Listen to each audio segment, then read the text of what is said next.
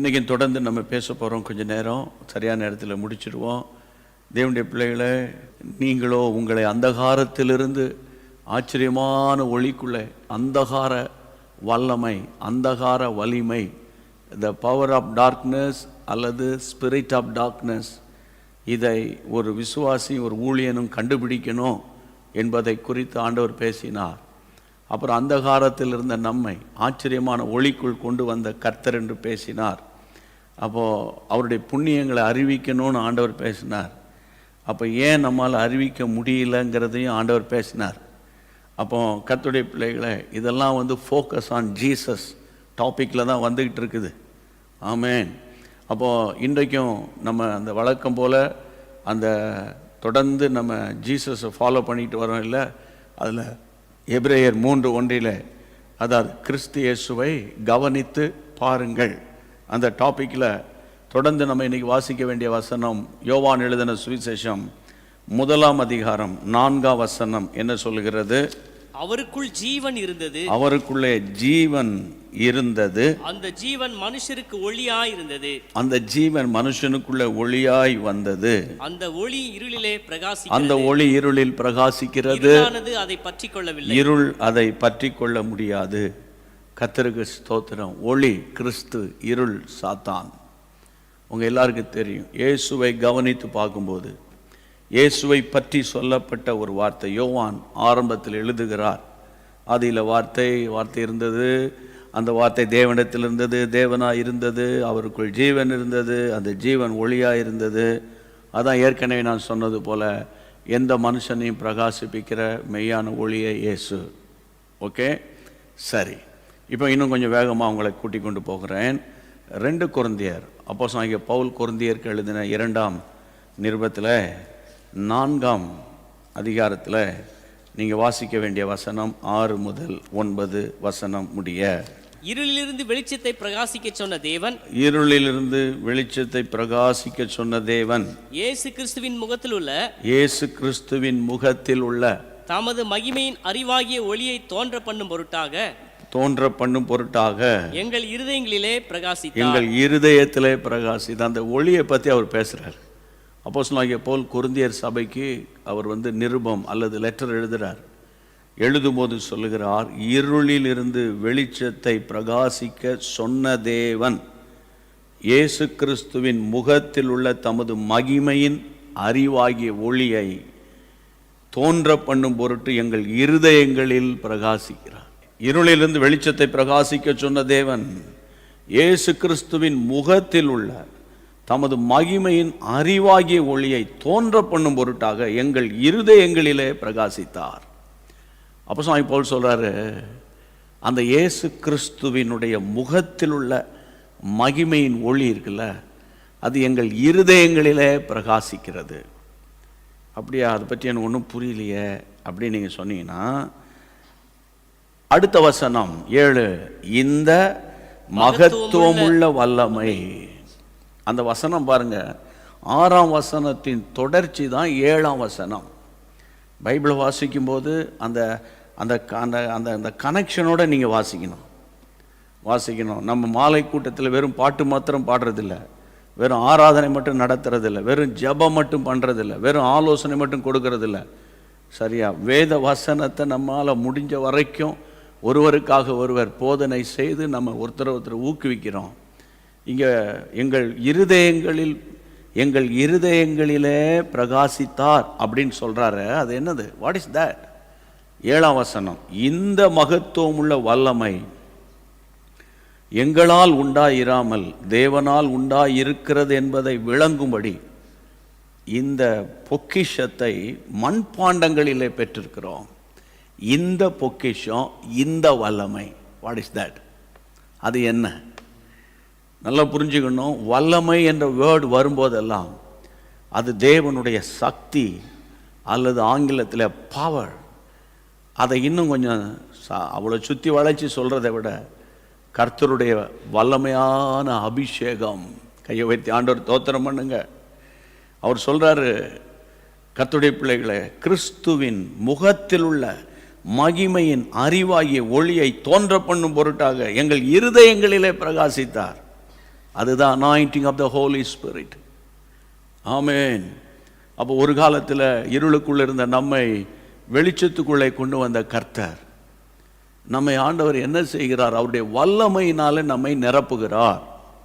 அந்த வல்லமை, அந்த சாதாரணமாக சொல்ல, இந்த மகத்துவம் உள்ள வல்லமை எங்களால் உண்டாயிராமல் தேவனால் உண்டாயிருக்கிறது என்று விளங்கும்படி அந்த பொக்கிஷம் அப்படின்னா அது அனாயிண்டிங், அதை எங்கள் மண்பாண்டங்களிலே பெற்றிருக்கிறோம். மண்பாண்டம் என்றால் நம்முடைய சரீரத்தை குறிக்கும். ஆமென், ஹல்லேலூயா, கர்த்தருக்கு மகிமை உண்டாகட்டும். எரேமியாவை ஆண்டவர் ஒரு கோயவன் வீட்டுக்கு அழைத்து கொண்டு போனது தெரியல. நல்ல மண்பாண்டமாய் வணைகிறார். அதில் சின்ன கல்லு கடந்து திரும்ப உடைச்சிட்டு திரும்ப உருவாக்குகிறார். மண்பாண்டம் இஸ்ரவேல் ஜனங்களுக்கு அடையாளம். மண், குயவன் கர்த்தர் தனக்கு ஏற்றபடி வணைகிறார் இல்லையா? அப்போ இங்கே வாங்க, இந்த மகத்துவம் உள்ள வல்லமை எங்களால் உண்டாயிராமல் தேவனால் உண்டாயிருப்பதென்று விளங்கும்படி அந்த அபிஷேகமாகிய பொக்கிஷத்தை எங்கள் மண்பாண்டங்களிலே பெற்றிருக்கிறோம். ஆமென். நீங்கள் 1000 போராட்டம் பிரச்சனை இருந்தாலும் உங்களுக்குள்ள அந்த மண்பாண்டமாகி உங்கள் வாழ்க்கை, உங்கள் சரீரத்தில் உள்ள ஒரு அனாயிண்டிங் இருக்குது. ஆமென். அதை நினச்சி நீங்கள் கையை வைத்து கர்த்தரை ஸ்தோத்திரம் பண்ணுங்க. அதை நினச்சி ஸ்தோத்திரம் பண்ணுங்க. நான் ரட்சிக்கப்பட்ட ஆரம்ப காலத்தில், அதாவது இந்த விசுவாச ஊழியத்துக்கு போகும்போது நிறைய சவால்கள் இருக்கும், நிறைய பிரச்சனைகள் இருக்கும். ஆனால் அந்த பிரச்சனைக்கு உடனே ஆண்டவர் ஒரு ஏவுதல் கொடுப்பார், போய் உபவாசம் பண்ணி ஜெபம் பண்ணுன்னு. அதாவது யாருமே சொல்லிக் கொடுக்க மாட்டாங்க, யாரும் சொல்லிக் கொடுக்கணும் யாரும் கிடையாது. அப்போ பிளைண்டாக உடனே இப்போ அந்நிய பாஷையில் ஜெபம் பண்ணும். அந்த அந்நிய பாஷையில் நல்ல ஆவியில் நிரம்பி நல்ல முழு பலத்தோடு ஜெபம் பண்ண முடித்த உடனே அந்த பிரச்சனை எனக்கு பிரச்சனையாகவே தெரியாது. அப்போ அந்த பொக்கிஷமாகிய அந்த மண்பாண்டத்தில் அந்த பொக்கிஷத்தை எப்படி நம்ம பயன்படுத்துகிறோமோ அந்த அளவுக்கு தான் அதனுடைய வேல்யூ நமக்கு தெரியும். ஆமென். அதனுடைய வேல்யூ நமக்கு தெரியும். இவங்க என்ன சொல்கிறாங்க? அப்போஸ்தலனாகிய பவுல் இங்கே என்ன சொல்லுகிறாரு? இந்த பொக்கிஷத்தை எங்கள் மண்பாண்டங்களில் பெற்றிருக்கிறோம். 8ஆம் வசனம். அடுத்தது, நாங்கள் எப்பக்கத்திலும் நெருக்கப்பட்டு ஒடுங்கி போகிறதில்லை. நம்பர் 1, நாங்கள் எல்லா எப்பக்கம் அப்படின்னா என்ன அர்த்தம் தமிழில்? இந்த பக்கம்தான் இல்லை, இந்த பக்கம்தான் இல்லை. எங்கேருந்து போராட்டம் வருது, நெருக்கம் வருதுன்னே சொல்ல முடியல. எப்பக்கத்திலும் நெருக்கம் தான் எங்களுக்கு. ஆனால் வாய் திறந்து சொல்லுங்க இந்த வார்த்தை, நீங்களும் சொல்லுங்க. எப்பக்கத்தில் நெருக்கப்பட்டும் அவர் சொல்லுகிறார், ஒடுங்கி போகிறதில்லை. நெருக்கம் வருது, ஆனா எங்களை ஒடுக்க முடியாது. அடுத்தது என்னது? கலக்கம் அடைந்தும் மன முறிவடைகிறதில்லை. கலக்கம் வருது, திடீர்னு ஒரு தவறான இன்ஃபர்மேஷன் உங்க காதுக்கு வருது, ஒரு ஃபோன் கால் வருது, அல்லது ஒரு வாட்ஸ்அப்பில் ஒரு மெசேஜ் வருது, உங்களை பற்றி ஒரு தவறான ஒரு இன்ஃபர்மேஷன் வருது. உடனே என்ன வரும்? கலக்கம் தானே வரும். நீங்கள் என்ன தேவதூதரா? இல்லை நான் தேவதூதனா? உடனே ஒரு தவறான ஒரு செய்தி வரும்போது ஒரு கலக்கம் உள்ள வரும். கலக்கம் வந்தாலும் அவங்க சொல்கிறாங்க, மனது இருக்குல்ல, மைண்டு, இந்த மைண்டு முறியலை, மனம் முறிவடையவில்லை, மனம் முறியவடை. அடுத்தது வாசிங்க 9. துன்பப்படுத்தப்பட்டும் கைவிடப்படுகிறதில்லை. துன்பப்படுத்தப்படுகிறோம். துன்பம் வருகிறது, துயரம் வருகிறது. கர்த்தருக்கு ஸ்தோத்திரம். தெரிஞ்சவங்களால, தெரியாதவங்களால, கூட இருக்கிறவங்களால, தூரம் இருக்கிறவங்களால, கர்த்தருடைய பிள்ளைகளை இன்றைக்கெல்லாம் துன்பப்படுத்தணும்னு உங்கள் பக்கத்தில் இருக்க வேண்டிய அவசியம் கிடையாது. உலகத்தில் எங்கே இருந்தாலும் துன்பப்படுத்தலாம். அந்த அளவுக்கு துன்பப்படுத்தப்படுகிறோம். ஆனால் அவர் சொல்லுகிறார், நாங்கள் கைவிடப்படலை. ஏகப்பட்ட பிரச்சனை வருது, ஆனால் கர்த்தரோ எங்களை கைவிடவில்லை. அடுத்தது, கீழே தள்ளப்பட்டும் மடிந்து போகிறதில்லை. கீழே தள்ளப்படுறோம் அப்படின்னா என்ன அர்த்தம்? எத்தனையோ முறை நான் சோர்ந்து போகிறேன், விழுந்து போகிறேன், எத்தனையோ முறை நான் ரொம்ப அப்செட் ஆகிறேன். இப்போ இந்த சாயந்தரம் நேரம் வந்தால் கொஞ்சம் நல்லா இருக்குது, மனசுக்கு நல்லா இருக்குது, 8 மணி வரைக்கும் அப்படியே போயிடுது. அப்புறம் சாப்பிட்டு அப்படி படுத்தோடனே தூக்கம் வந்துட்டா பரவாயில்ல, தூக்கம் வரலன்னொன்னே திரும்ப அந்த பழைய பிரச்சனை, பழைய போராட்டங்கள் வந்தோடனே கர்த்தருடைய பிள்ளைகளை அங்கே வசனத்தை பாருங்கள். அதான் வந்து அந்த ஸ்பிரிட்டில் டவுன் ஆகுது. தள்ளப்படுறோன்னா ஒருத்தர் பிடிச்சி கீழே தள்ளுறது நீங்கள் நினைக்காதீங்க. அப்படி தள்ளினா கூட அப்படி எந்திரிச்சிக்கலாம்.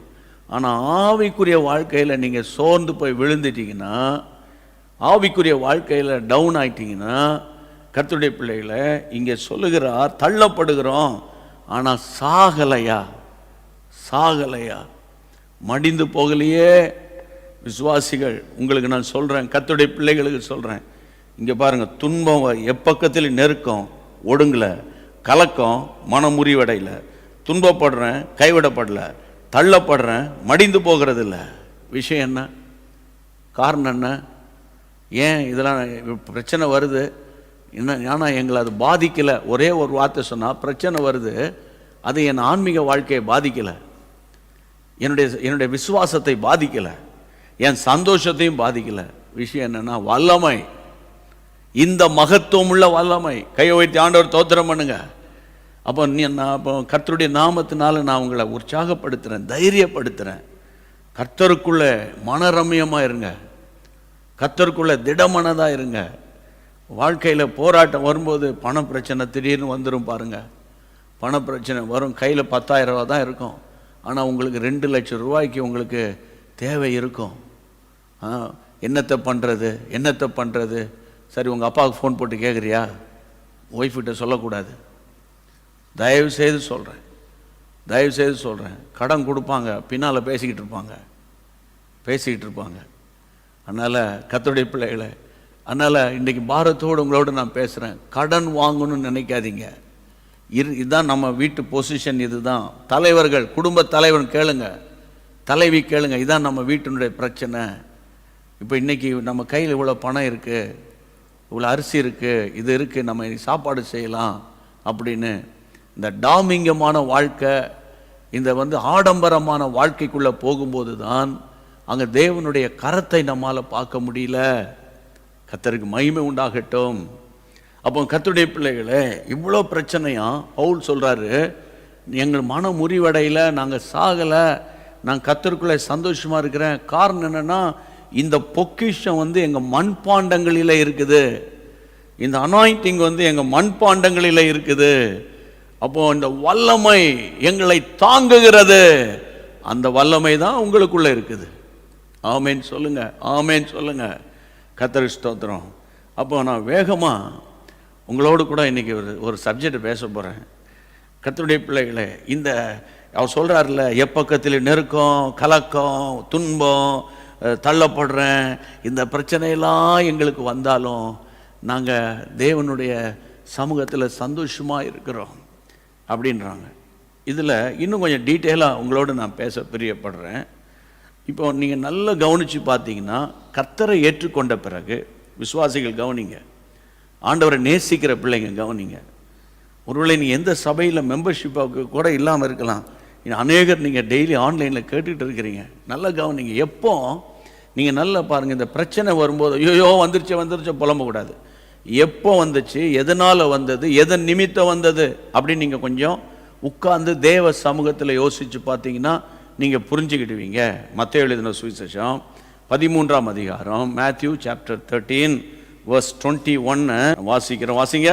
ஆகிலும் தனக்குள்ளே வேறில்லாதவனாய் கொஞ்ச காலம் மாத்திரம் நிலைத்திருப்பான்.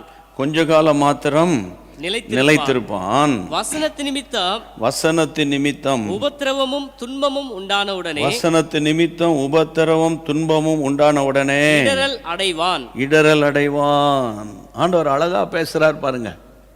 இப்போ விசுவாசிகள் லைஃப்ல வருகிற துன்பம், ஊழியர்கள் வாழ்க்கையில் வருகிற துன்பம், அதைத்தான் நான் பேசிக்கிட்டு இருக்கேன்.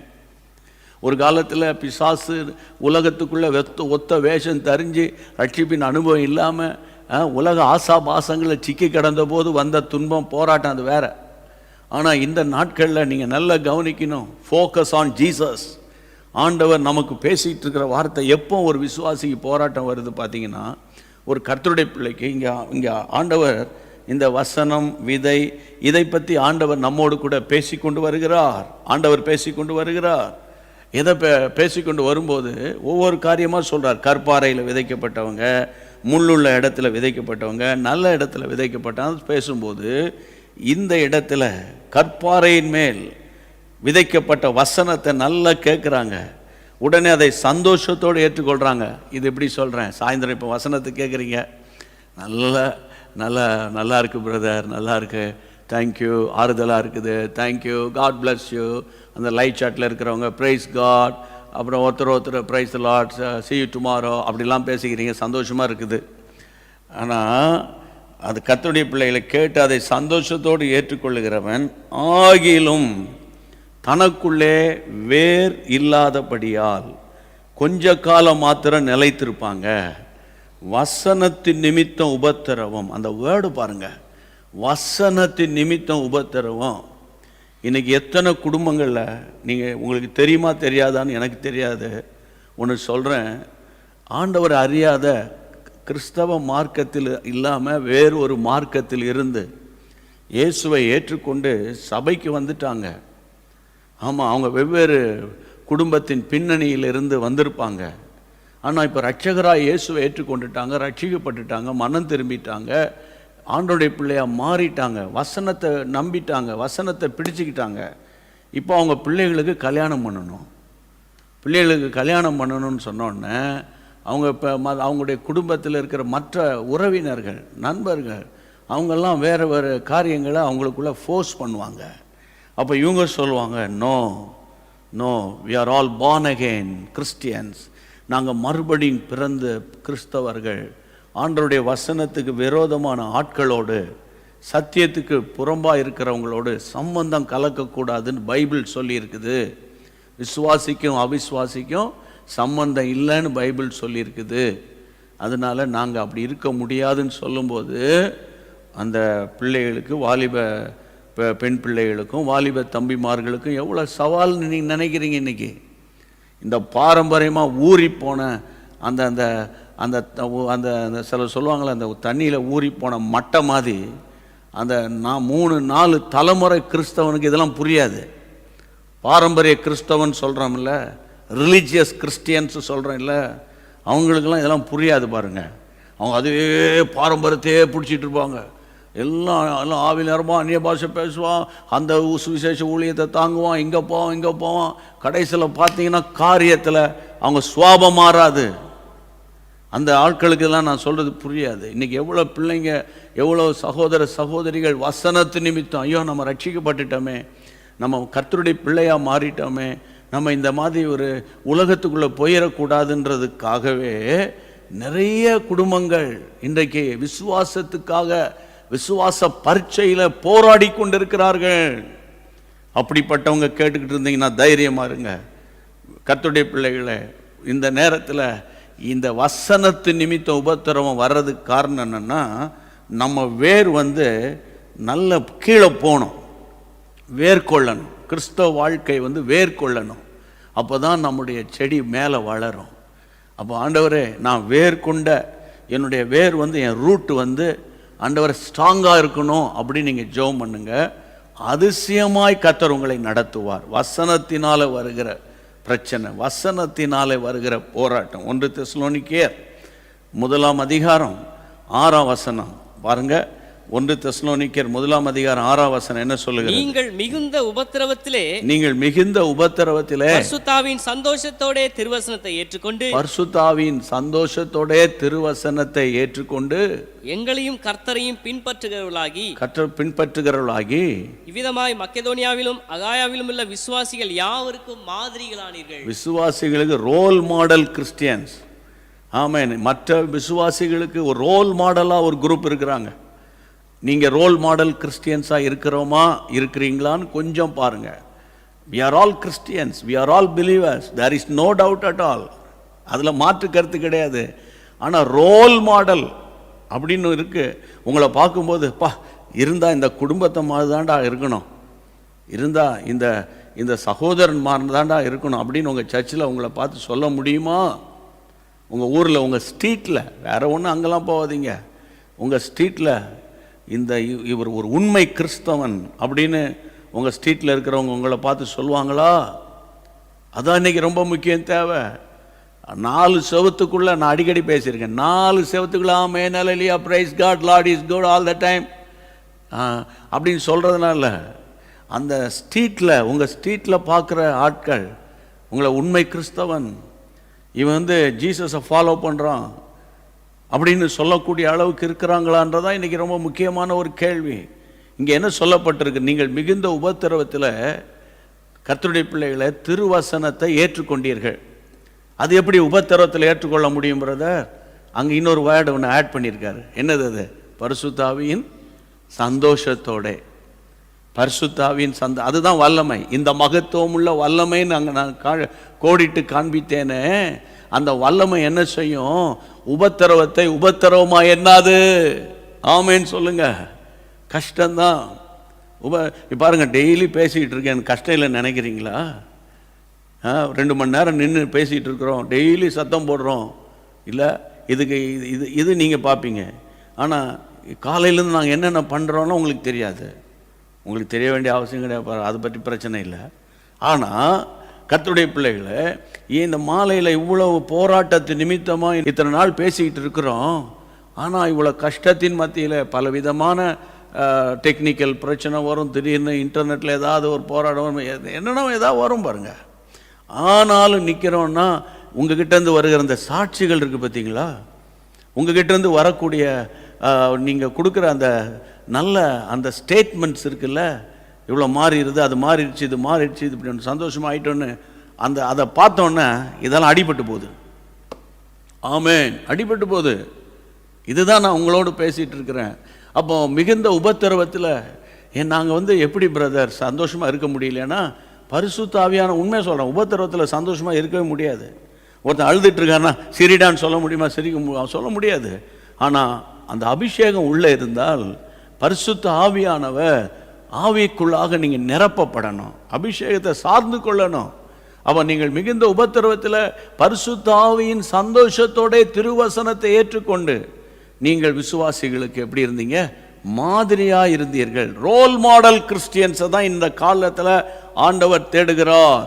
ஆமென். அந்த ஷோகால் கிறிஸ்டியன்ஸ் இருப்பாங்க, சண்டே கிறிஸ்டியன்ஸ் இருப்பாங்க. புரியுதா உங்களுக்கு? அந்த கர்த்தருடைய பிள்ளைங்களை அந்த மாதிரி ஆட்களை வச்சு ஆண்டவர் ஒன்றும் சாதிக்க முடியாது. நான் டீட்டெயிலாக சொல்லிடுறேன். ஆமென். பேர், புகழ், பதவி. சில பேருக்கு இந்த செக்ரட்டரி ட்ரெஷரர் ஆனால் தான் சர்ச்சுக்கு வந்து அப்படி நிற்பாங்க.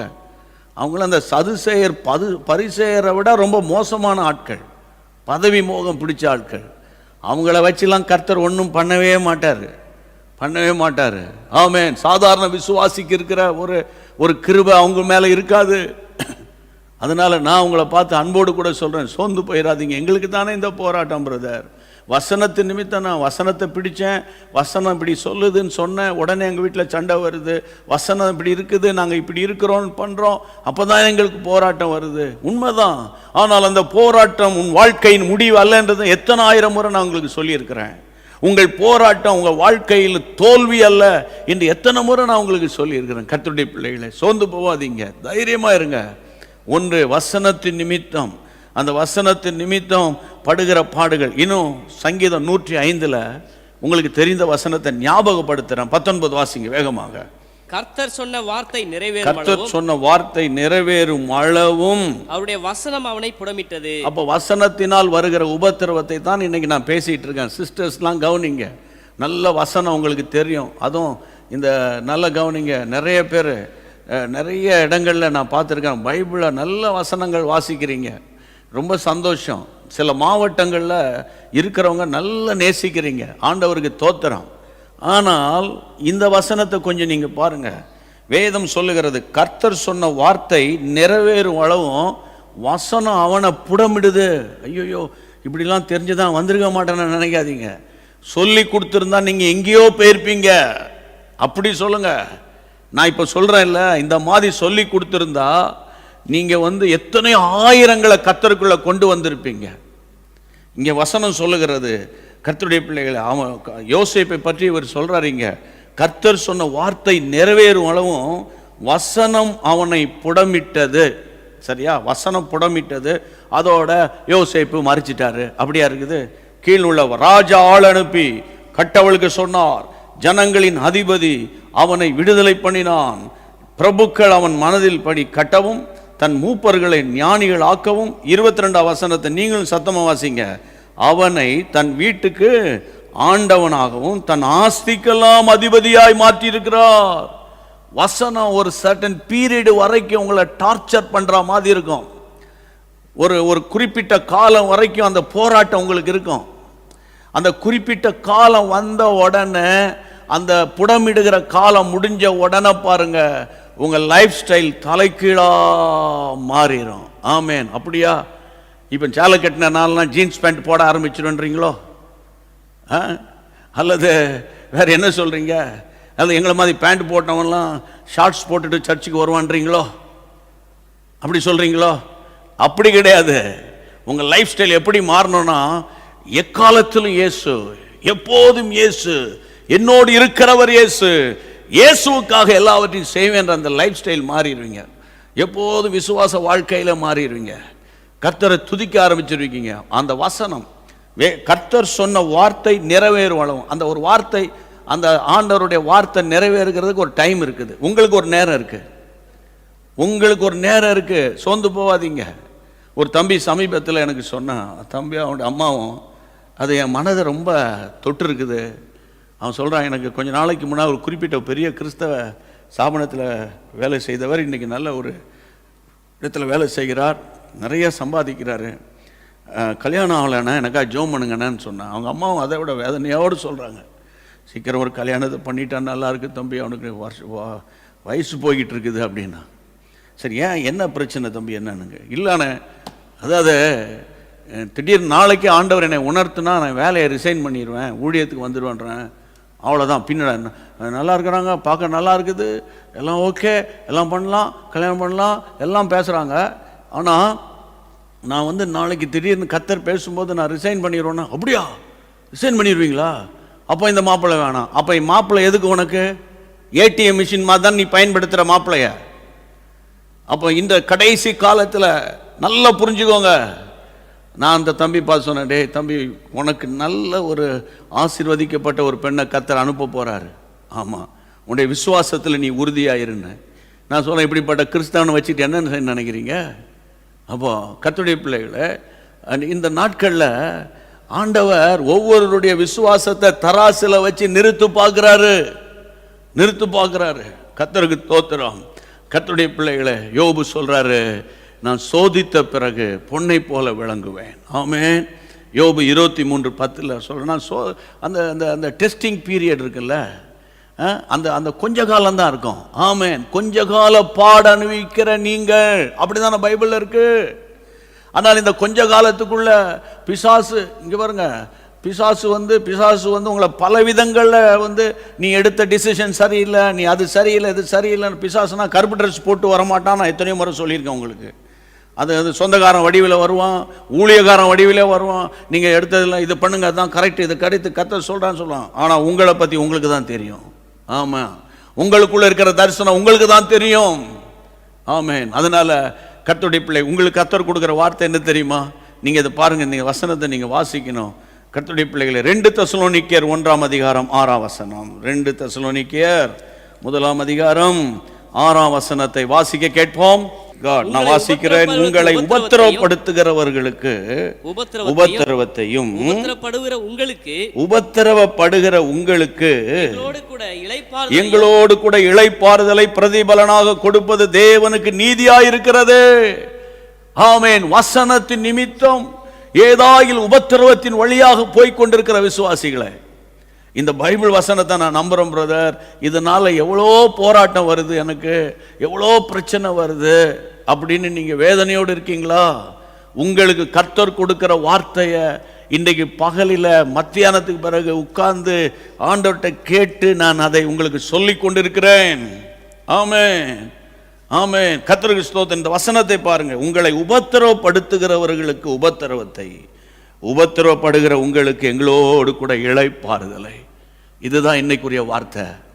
அதனால வசனத்தின் நிமித்தம் போராட்டம், வசனத்தின் நிமித்தம் போராடும். நிறைய விசுவாசிகள் உங்களுக்குள்ள நிறைய சந்தேகம். நாங்கள் என்னைக்கு இந்த பைபிள் எடுத்தோமோ, என்னைக்கு இந்த பைபிளை தூக்கணுமோ, என்னைக்கு இந்த சர்ச்சுக்கு போனோமோ, அன்னையிலிருந்தே போராட்டம், அன்னையிலிருந்தே நெருக்கம், ஆனால் எங்கள் சொந்தக்காரங்க நிறைய பேர் பைபிள் எடுக்கிறதே இல்லை, பைபிள் வாசிக்கிறதே இல்லை. ஆனால் அவனுக்கு அந்தந்த காலத்தில் கரெக்டாக எல்லாம் நடக்குது. அங்கே சொல்ல போனால் அவங்க எங்களை விட ரொம்ப ப்ராஸ்பரிட்டியில் ரொம்ப ஹையாக இருக்காங்க. அவங்க எல்லாம் அதுக்கு எல்லாத்துக்கு மேலே அவங்க எங்களை கேலி பண்ணுறாங்க. என்னத்தை பைபிள் வாசிக்கிற, எங்கே போகிற வர, அந்த இயேசு உனக்கு என்ன செஞ்சிட்டாரு, அந்த இயேசு பற்றி பேசுகிற அந்த பாஸ்டர் உனக்கு என்ன செஞ்சிட்டாரு அப்படின்னு பேசி எங்களை மனமடிவாக்குகிறார்களே. கர்த்தருடைய ஆவியின் ஏவுதலோடு இன்றைக்கு சாயந்தரம் உங்களுக்கு நேராய் வருகிறது. உபத்திரவப்படுகிறவனுக்கு அந்த வார்த்தை, உபத்திரவப்படுத்துகிறவர்களுக்கு உபத்திரவம், உபத்திரவப்பட்டு கொண்டிருக்கிற உங்களுக்கு எங்களோடு கூட இளைப்பாறுதல். அப்போ உங்களுடைய உபத்திரவம் தான் உங்கள் வாழ்க்கையின் முடிவா? நோ, உங்கள் வாழ்க்கையில் சீக்கிரத்தில் ஒரு இளைப்பாறுதலை கர்த்தர் தரப்போகிறார். ஆமென், கர்த்தருக்கு ஸ்தோத்திரம். உங்கள் ஸ்பிரிட்ல முதல்ல ரெஸ்ட் வேணும், ஆவியில் ஒரு இளைப்பாறுதல் வேணும். அடுத்தது மைண்டில் ஒரு இளைப்பாறுதல். கர்த்தருடைய பிள்ளைகள் ரெஸ்ட் இன் மைண்டு, அதான் ரொம்ப முக்கியம். மைண்டில் ஒரு ரெஸ்ட் ஆயிடுச்சுன்னு வைங்க, படுத்தோன்னே பட்டுன்னு தூங்கிடுவீங்க. கர்த்தருக்கு ஸ்தோத்திரம். ஆமென். கர்த்தருடைய நாமத்தினால இன்னைக்கு நான் இந்த வசனத்தை இந்த இடத்துல நிறுத்துறேன். அதனால் இந்த நாட்களில் நீங்கள் சோர்ந்து போயிட வசனத்தின் நிமித்தம், அதான் இன்னைக்கு பாயிண்ட்டை. வசனத்தின் நிமித்தம் உபத்திரவம் படுகிற விசுவாசிகளை நீ பலப்படுத்து அப்படின்னு ஆண்டவர் என்ன இன்றைக்கு சாயந்தரம் பிற்பகலில் கர்த்தர் பேசினார். வசனத்தின் நிமித்தம் வைராக்கியம் பாராட்டுகிறேன், உடன் ஊழியர்களை பலப்படுத்து. ஆமாம், சில நேரத்தில் காம்ப்ரமைஸ்டாக நான் பேசினேன்னா நிறைய பேருக்கு அது நல்லா இருக்கும் கேட்கறதுக்கு. ஆனால் பரலோகம் சொல்லும், டேய் நீ யாரை ப்ளீஸ் பண்ணுற, மனுஷனையா தேவனையா, யாரை நாடி நீ போதிக்கிறாய்? மனுஷனை பிரியப்படுத்துகிறவனா இருந்தா நீ கர்த்தருடைய ஊழியக்காரன் அல்ல என்று ஆண்டவர் சொல்லிட்டார்னா அதை விட ஒரு பரிதாபமாக வேற ஒன்றுமே இருக்காது எனக்கு.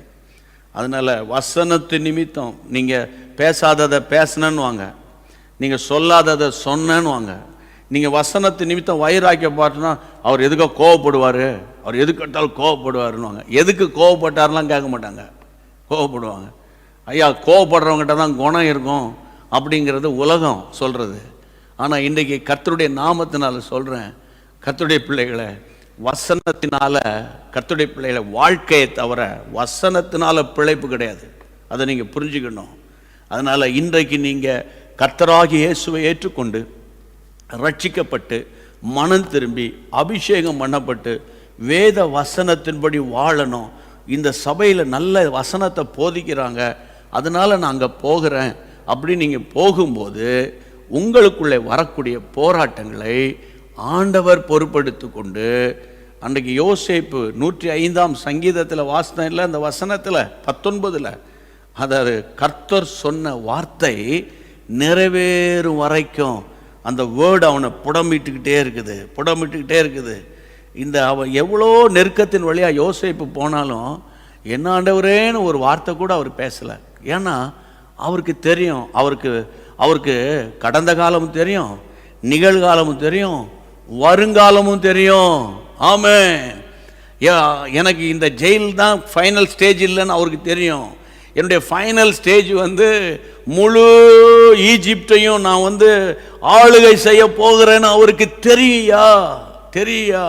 அதே போல உங்களுக்கு ஒன்று தெரிஞ்சிருக்கணும், என் மீட்பர் உயிரோடு இருக்கிறார்.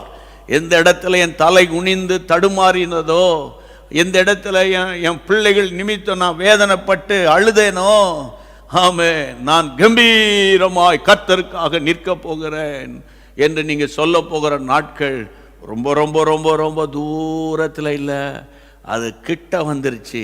ஆமென். விசுவாசிக்கிறவங்க கையை உயர்த்தி, ஆமாண்டவரை இன்னும் நான் பைபிள் வாசிக்கணும், இன்னும் நாம் பைபிள் மெடிடேட் பண்ணணும். பார்த்தீங்களா, அந்த 4th ஸ்டேஜ் கேன்சர் அந்த அம்மா என்ன சொல்கிறாங்க, பிரதர் நீங்கள் ஜெபம் பண்ணீங்க பிரதர், அல்லது நான் ஆவடியில் இருக்கிறவங்க ப்ரேயர் சென்டருக்கு வந்தேன் பிரதர், என் தலையில் கை வச்சு ஜெபம் பண்ணீங்க பிரதர், என்ன பூசி ஜெபம் பண்ணீங்க பிரதர், அப்படியா சொல்கிறாங்க?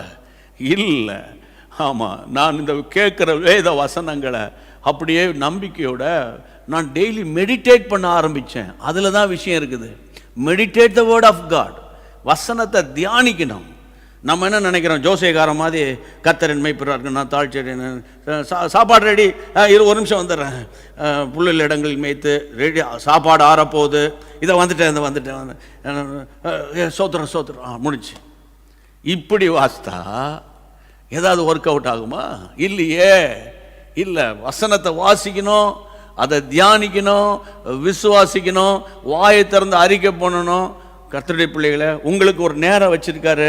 அந்த நேரம் வந்தோடனே பாருங்க, நீங்க இவனா இப்படி மாறிட்டாங்க, என்னடா ஆளே மாறிட்டாங்களே, அவங்க ஃபேமிலி அவ்வளோ ஒரு ப்ராஸ்பரிட்டி ஆகி போச்சு, என்ன ஆச்சரியம், அந்த பிள்ளைகள்லாம் இவ்வளோ ஆசீர்வாதமாக இருக்காங்களே அப்படின்னு. அப்போ தான் சொல்லுவீங்க, கர்த்தருடைய பிள்ளைகளை, அவருடைய வார்த்தை நிறைவேறும் அளவு அவருடைய வசனம் என்னை புடமிட்டது.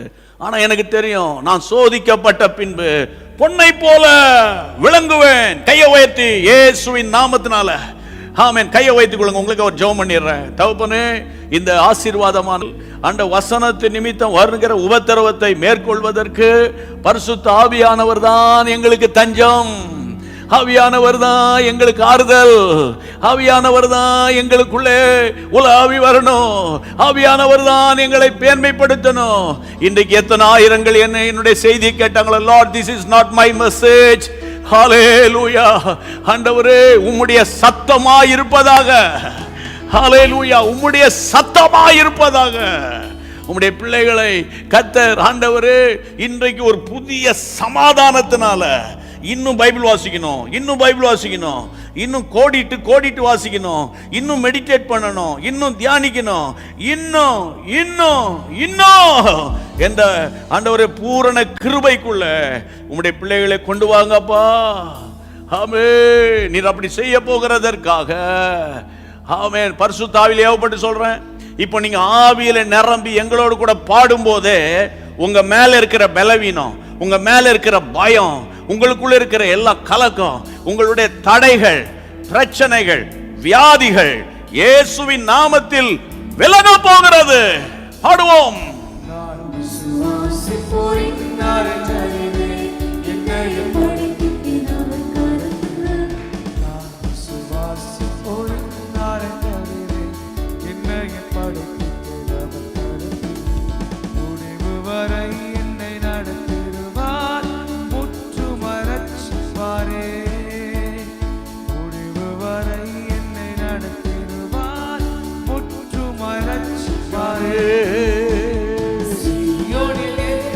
அஸ்திவாரம் கிறிஸ்துவே, நம்பும் கண்மாலை. கரங்களை தட்டி பாடுங்க. அஸ்திவாரம் கிறிஸ்துவே, கலங்கிடுவேனோ பதறிடுவேனோ, கர்த்தரில் விசுவாசம் இருக்கையிலே. கலங்கிடுவேனோ பதறிடுவேனோ, கர்த்தரில் விசுவாசம் இருக்கையிலே. அசையாய நம்பிக்கை நங்கூரமே, இயேசுவில் மாத்திரமே.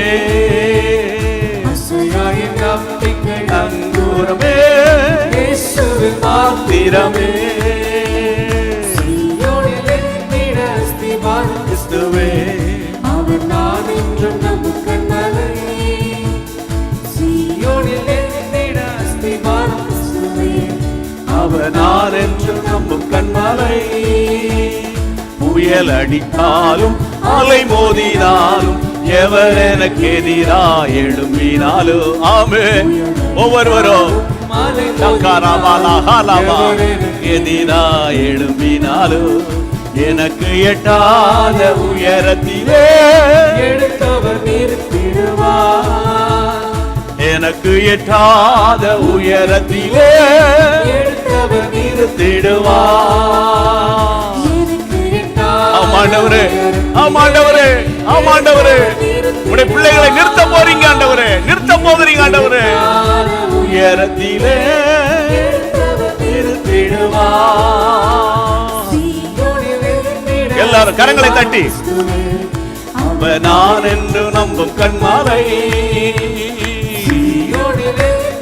அஸ்திவாரம் கிறிஸ்துவே, அவர் நான் என்று நம்பும் கண்மாலை.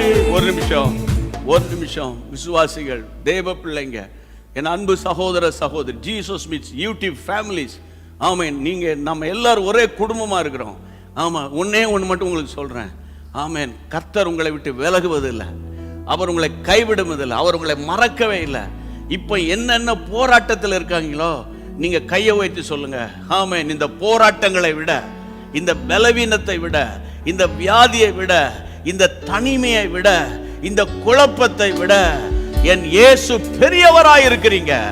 ஹல்லேலூயா, ஹல்லேலூயா. என்ன புயல் அடித்தாலும் எழும்பி நின்று காற்றையும் கடலையும் அதட்டினவர் இப்பொழுது உங்கள் வீடுகளுக்குள்ளே உலாவிக் கொண்டிருக்கிறார். நம்பிக்கையோடு மறுபடியும் வாயை திறந்து ஆவியிலே நிரம்பி பாடுங்க. புயல் அடித்தாலும் அலை மோதினாலும் எதற்கு எதிராய் எழும்பினாலோ, புயல் அடித்தாலும் அலை மோதினாலும் எதற்கு எதிராய் எழும்பினாலோ, எனக்கு எட்டாத உயரத்திலே எடுத்தவர் இருப்பிடுவார். எனக்கு எட்டாத உயரத்திலே எடுத்தவர் இருப்பிடுவார். சீயோனில் எத்திட அஸ்திவாரம் கிறிஸ்துவே, நான் என்று நம்பும் கண்மலை.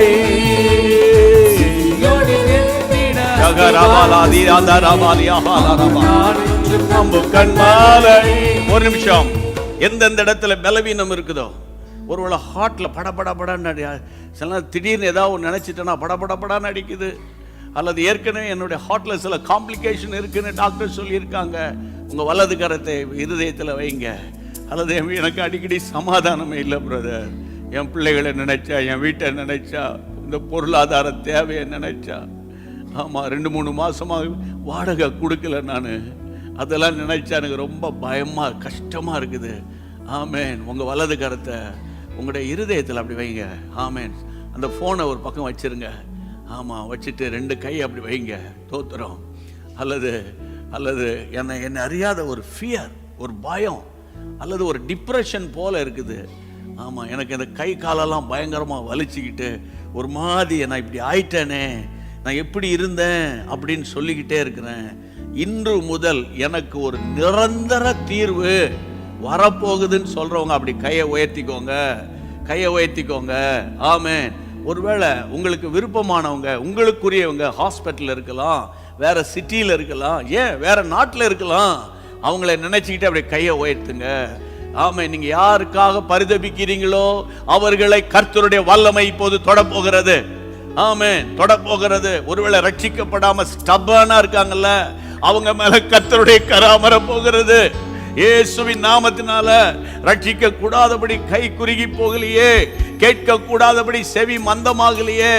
ஆண்டவரே, புருஷன் ஒபீடியன்ட்டா இல்லாம சாப்பிடுவதும் தூங்குவதும் வெளியே சுத்துறதுமா இருக்கிற சகோதரர்கள் ரட்சிக்கப்படுவார்களாக. ஆமென். பாரம்பரியமாய் இயேசுவை நேசிக்கிறவங்க ரட்சிக்கப்படுவார்களாக. இப்பொழுது வியாதி உள்ளவர்களுக்காக நாங்கள் ஜெபிக்கிற நேரத்தில் அந்த வியாதிகள் ஆண்டவரே பறந்து போவதாக, அசுத்தாவிகள் விடுதலை அடைவதாக. இயேசுவே, இயேசுவே, இயேசுவே. ஒவ்வொரு வீடும் அந்த கொர்னிலேயும் வீடாய் மாறுவதாக. ஒவ்வொரு வீடுகளுக்குள்ளே அந்த தேவ தூதனுடைய விசிட்டேஷன் உண்டாவதாக. இயேசுவின் நாமத்தினாலே ஜெபத்தை கர்த்தர் கேட்டபடியால் கரங்களை தட்டி சொல்லுங்க, ஸ்தோத்திரம் பண்ணி பாடுங்க. யாதினாலே காயமடைந்து பாடிய மரணமிகள் சுழிலும், வியாதினாலே காயம் மருந்து பாடிய மரணமிகள் சூழினும், விசுவாசத்தின் கரனாலவர் வாக்கினர் பற்றிடுவேன், விசுவாசத்தின் கரனாலவர் வாக்கினர் பற்றிடுவேன். சீயோனிலே அவராகலாதியா கோதோரோகோ, அவர் நான் என்று நம்பும் கண்மலை. சீயோனிலே அஸ்திவாரம் கிறிஸ்துவே, அவர் நான் என்றும் நம்பும் கண்மலை, அவர் நான் என்றும் நம்பும் கண்மலை, அவர் நான் என்று நம்பும் கண்மலை. ஆமென், ஆமென். கர்த்தருக்கு ஸ்தோத்திரம். ஒரு பெரிய ஒரு சமாதானம், ஒரு பெரிய அடமழை பெய்து ஓய்ந்தது போல உங்க வீட்டில் இருக்கும். ஆமென். ஒரு பெரிய சமாதானம். வசன நிமித்தம் உபத்திரம், அதனால் அதை பற்றி நீங்கள் கவலைப்படாதீங்க. கர்த்தர் உங்களை பலப்படுத்துவார். ஆனால் ஆண்டவரே, என் வேர் வந்து ஆழமாக போகணும். அப்போ தானே காற்றடித்தாலும் புயல் வீசினாலும் மரம் செடி அசையாது. அதனால் ஆழமாக வேர் விடணும். ஆழமான ஜெபம், ஆழமான விசுவாசம், ஆழமான வேர்ட் ஆஃப் காடு இல்லை, ஆழமாக போகணும். நான் அப்போ அறகுறை கிடையாது, ஆழம். ஆமேன். ஆழத்தில் போனால் தான் நீச்சல் அடிக்க முடியும் இல்லையா? அதனால் கர்த்தருக்கு ஸ்தோத்திரம். தொடர்ந்து இதே சப்ஜெக்டில் இன்னும் அடுத்தடுத்த காரியங்களை ஆண்டவருக்கு சித்தமானால் வரும் நாட்களில் பேசுவோம். சரியா? ஆண்டவர் நடத்துவார். உங்கள் ஜெபத்தை கர்த்தர் விரும்புகிறார். ஆண்டவருக்கு ஸ்தோத்திரம், கர்த்தருக்கு ஸ்தோத்திரம். இன்றைக்கு முதல் முறையாக நம்முடைய யூடியூப் சேனலை பார்த்து கொண்டு இருக்கிறவங்க சப்ஸ்கிரைப் பண்ணாவிட்டால் சப்ஸ்கிரைப் பண்ணிட்டீங்கன்னா காலையில் 5:30 மணி, சாயந்தரம் 5:30 மணிக்கு தொடர்ந்து உங்களுக்கு செய்திகள் வருகிறது. Praise God. எல்லாரும் சேர்ந்து சொல்லிடுவோம். என் ஆத்துமாவே கர்த்தரை ஸ்தோத்திரி, என் முழுவலுமே பரிசுத்த நாமத்தை ஸ்தோத்திரி, என் ஆத்துமாவே கர்த்தரை ஸ்தோத்திரி, கர்த்தர் செய்த சகல உபகாரங்களை மறவாதே. ஆமென். Praise God. தேங்க்யூ.